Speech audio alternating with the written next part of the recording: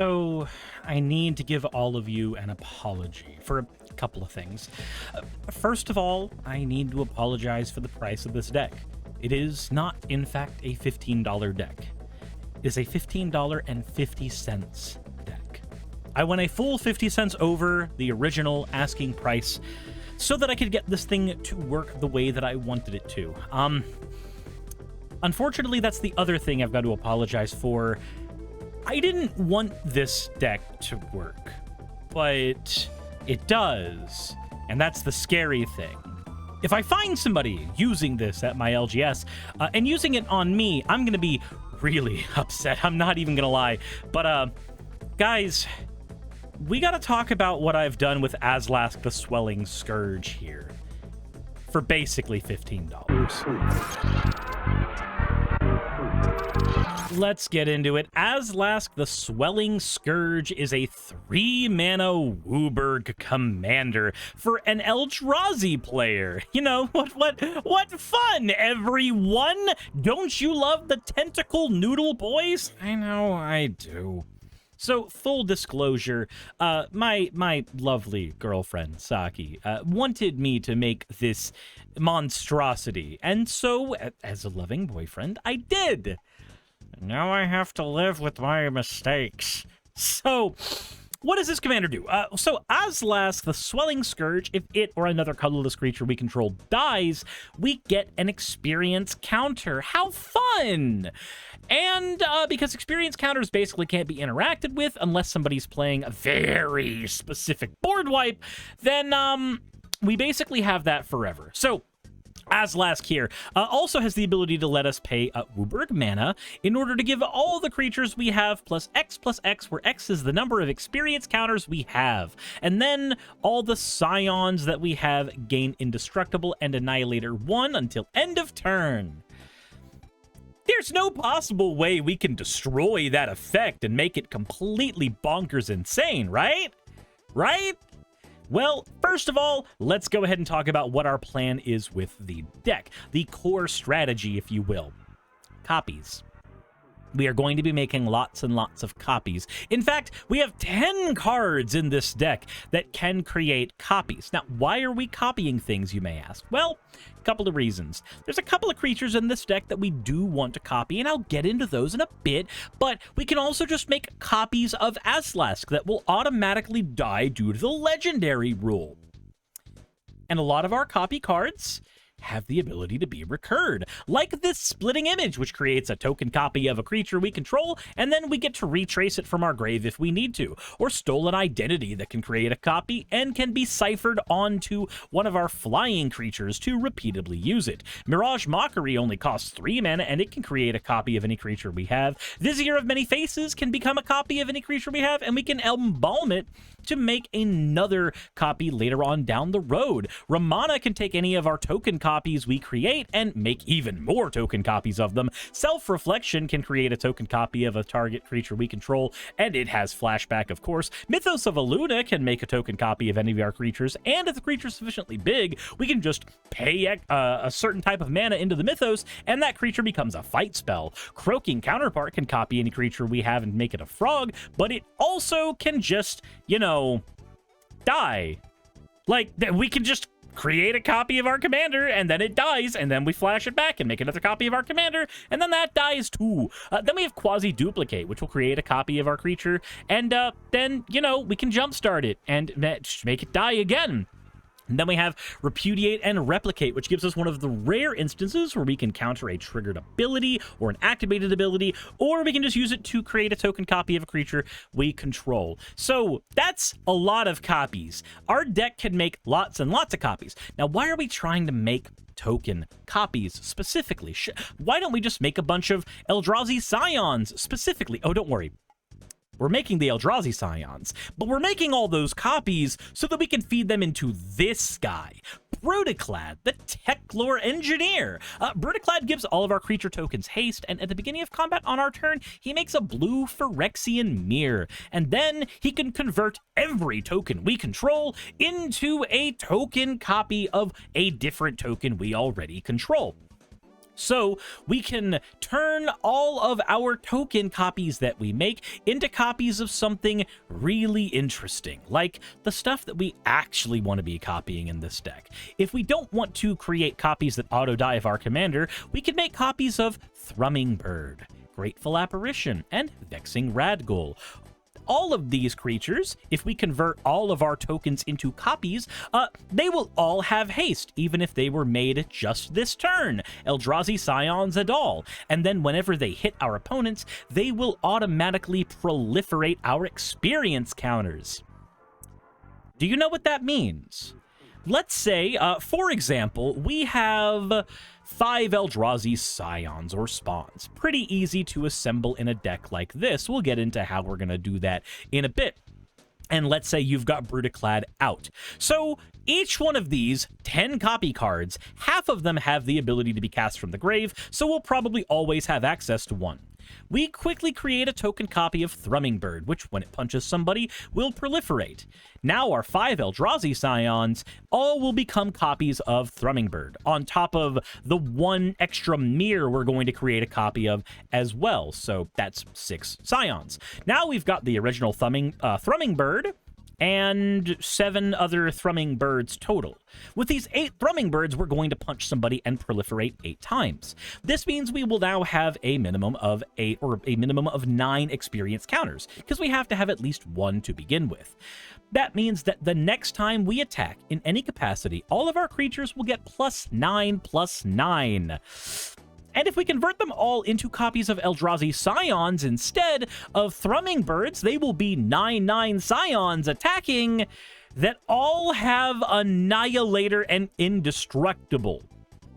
If we aim them at any one opponent, they will simply auto-die. Sacrificing 10 permanents and having about 90 to 100 damage aimed at you is a death knell for damn near anyone. And we can do this by cloning Thrumming Bird, Grateful Apparition, or Vexing Radghoul, because, yeah, that's a super cool thing that we get now.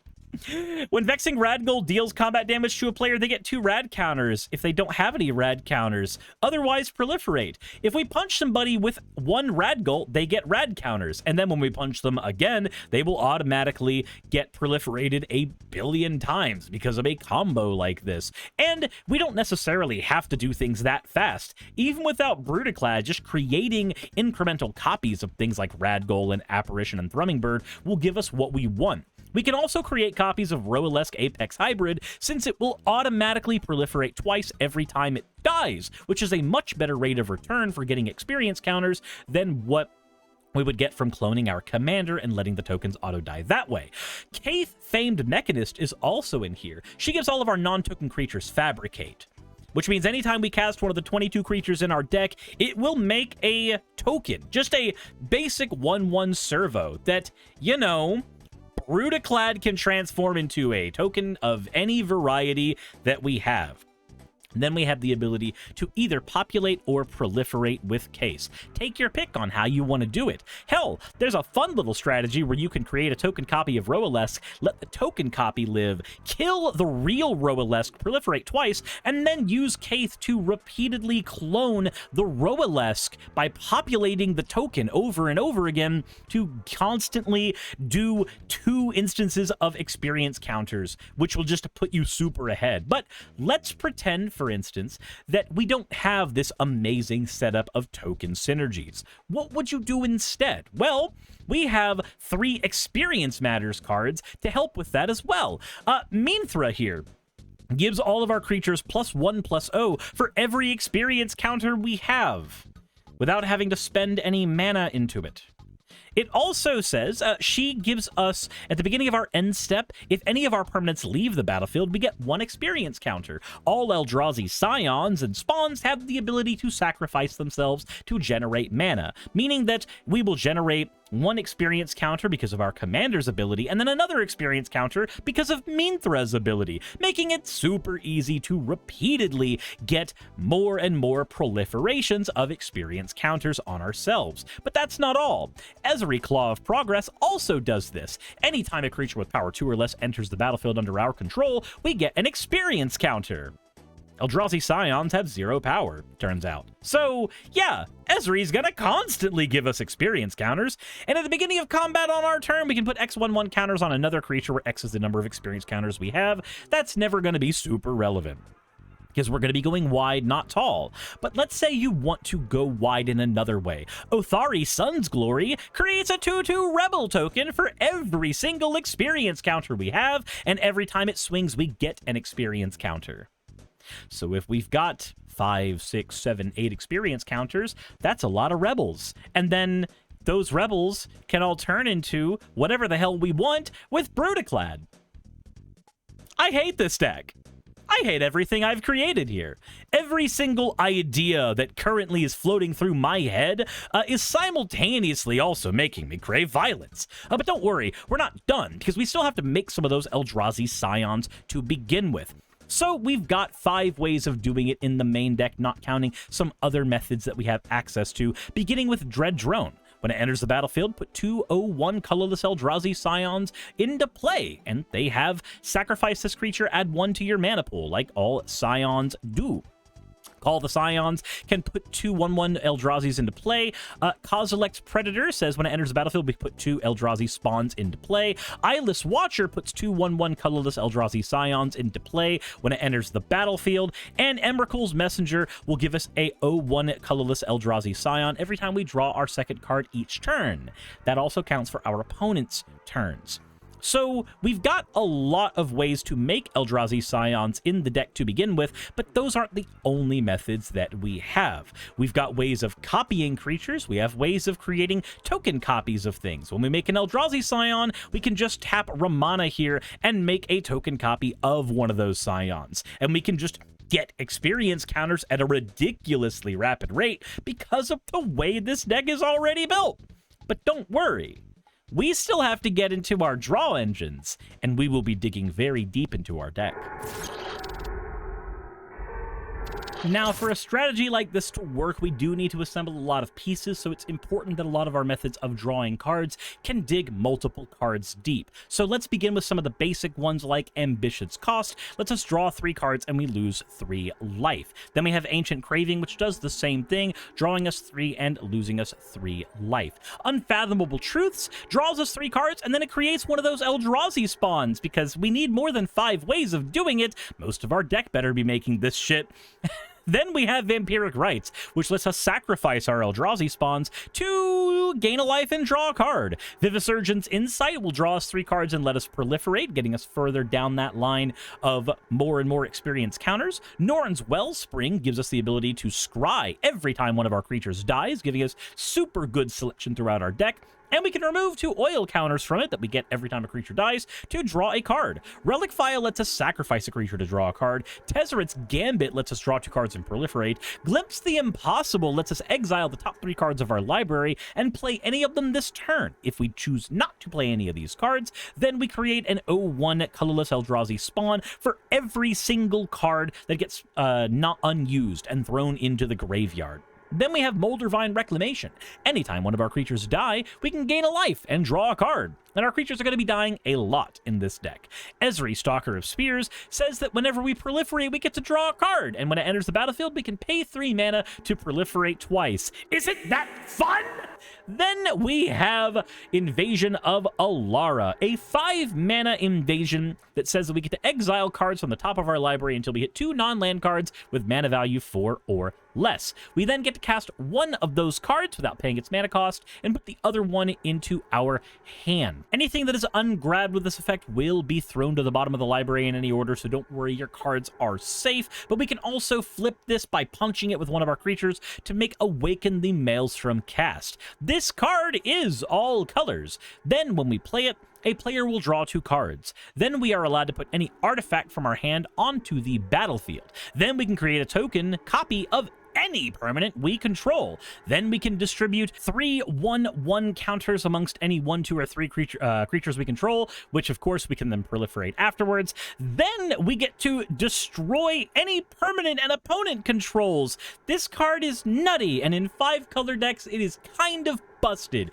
It does and gives us every damn thing. We can dig very far into our deck already, and having a card like Awaken the Maelstrom for the top end of our draw engine is ridiculously strong. And the fact that 2 of the cards in our draw engine just make more Scions, a few of the cards in our draw engine just proliferate us further, and some of them outwardly just benefit straight up from us sacrificing Scions, like the Moldavine Reclamation and the Norn's Wellspring. This gives us a very strong and cohesive 12-card draw engine to dig deep into our deck and probably get everything we need to assemble bonkers-ass combos in this deck.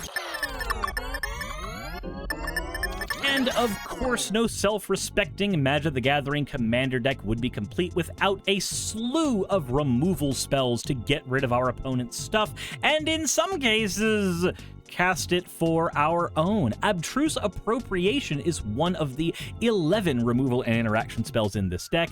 This card lets us exile any non-land permanent, and then we can cast that card for as long as it remains exiled, and we can spend any colorless mana we have as though it were mana of any color to cast that spell. And our land base not only has a lot of ways to make colorless mana, but the Eldrazi Scions can make colorless mana. Isn't that grand? Legion to Ashes can also exile any non-land permanent, and if we get rid of a token, we can get rid of all the tokens with the same name. Despark can exile any non-land permanent, any permanent at all with mana value 4 or greater, so I guess that always is a non-land permanent, generally speaking. And then we have Utter End that can also exile a non-land permanent. Can you see a theme here? I want to touch all the bases, because if this deck is going to be as cancerous I think it's going to be, then I want the deck to always have the ability to get rid of a problem thing so it can continue to cantankerously grow. Then we have Serum Snare, returning any non-land permanent to its owner's hand at instant speed, and if that card had mana value 3 or less, I guess we just proliferate more experience counters. Then we have Fuel for the Cause that lets us counter a target spell and proliferate all of our experience counters. Reject Imperfection can counter a spell, and if that card had a mana value of 3 or less, this joke has run its course. Carnivorous Canopy can also blow up an artifact, enchantment, or a creature with flying, and if that card had a low mana value, you know the drill. I'm not going to do the joke again. Wanderer's Strike can exile any creature and then proliferate for us. Corpse Hatch can destroy a non-black creature and then give us Eldrazi Spawn for the effort. And Canker Bloom can be sacrificed to blow up an artifact, an enchantment, or of course, proliferate.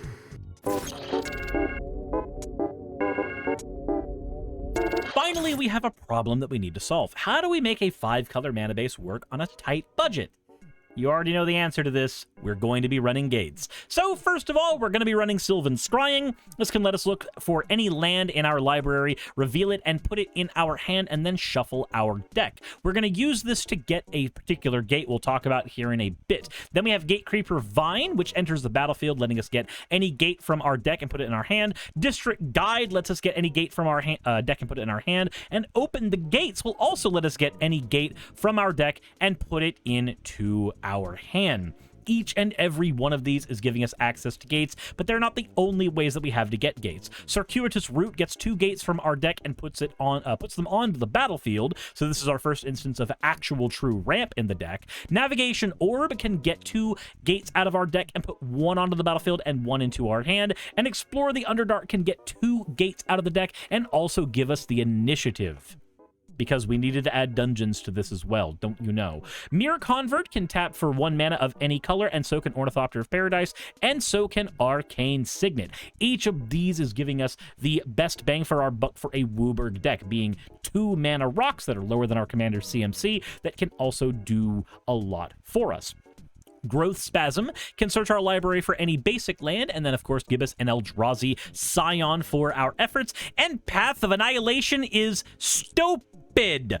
This card, this thing, can give us 2 colorless Scions, like most of the other cards in our deck can, and then it gives all of our Eldrazi the ability to tap for 1 mana of any color, because, of course, we needed the ability to generate mana with our Eldrazi and then crack them to get more mana afterwards. That's fair. And remember, Brutaclad's giving all of our tokens haste, so it's not like we're going to run into too many issues with that. It also says that we cast a creature spell with mana value 7 or greater, we gain 4 life, but that's not really relevant in our deck because we are much lower to the curve than what that is requiring of us.